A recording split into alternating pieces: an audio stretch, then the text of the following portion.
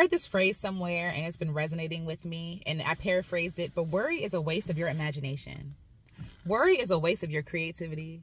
Worry is just a waste of your time. Like, we have these wonderful gifts like creativity, like imagination, and instead of applying it to something positive, we automatically default to, oh my God, the worst thing possible is going to happen if I do X, Y, and Z, right? And a part of that is understandable because we do want to weigh the pros and cons. We do want to be prepared for what could happen. But a lot of times those things never happen. We were in the garden, a membership that I have for Black creative women. We were in the garden talking about this and this idea that, like, why do we always default to the negative? Why do we always go to what negative stuff can happen? We never sit and think like, oh, what amazing things could happen? What's actually possible if I do this thing? Who might I meet along the way? We are so risk averse because we think that if we fail, if we make a mistake, it's the end of the world, and it's not. Maybe the mistake or the failing is what you're supposed to go through to get to the other side of whatever it is you're supposed to achieve, right? We can plot and plan our own way to go to a location, but maybe there's some tree that's fallen and you have to figure out some other way. Then you go the other way and you're like, oh wow, I never knew this existed, right? But you would have seen that tree in the street as a nuisance or something blocking your way when really it is the way, and now you're able to see something else that's possible. Use your imagination for good. Do not waste your creative and God-given energy on ideating on all the things that could go wrong. That's easy. What's harder is to use that same imagination and creativity to create a new idea of what could happen, something positive, or use that energy to actually, like, maybe while you're worrying and fretting about what could go wrong, maybe use that creativity and that action to put up blockades so it don't happen.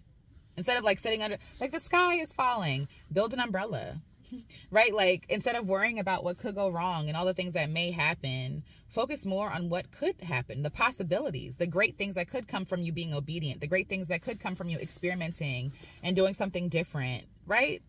Because more often than not, beautiful things happen and we miss it because we're so afraid. We're so clenched and so tight, like, oh God, what could happen, that we're not even open and available to the beauty in our own lives.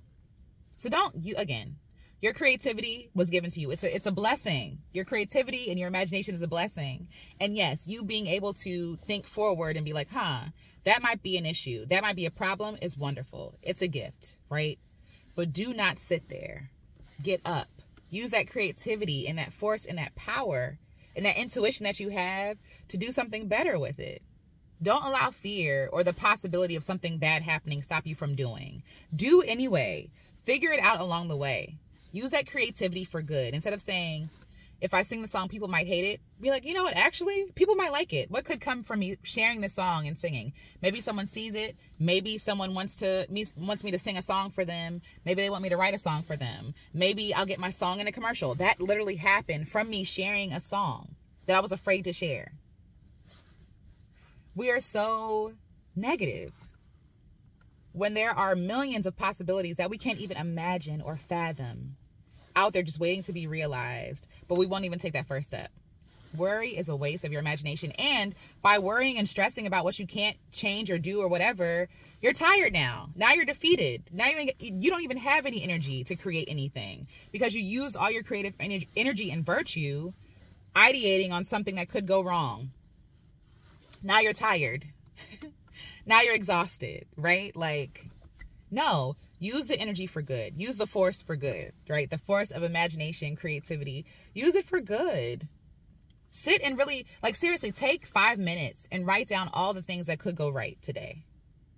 What could go right? What could be possible? There's a man named Kyle Cease, and one thing that he talks about is, like, writing down what's possible. It's totally possible that X, Y, and Z. It's totally possible. And even things that you don't think are possible, but you're training your mind to believe, like, you know what? It is possible to do X, Y, and Z.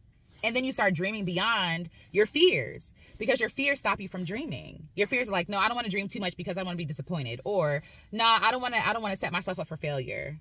Or that's too much. What I want is too much. No, maybe what you want is too small. Is that a possibility? I think so. Maybe what you want is too small. Worrying is a waste of your imagination, of your energy, of your time. There are so many things you could do except for worrying. And why are we worrying about stuff we can't control anyway? If it's happened, it has happened. Now what? Right? Like, now what? It's okay to mourn. It's okay to cry. It's okay to be afraid.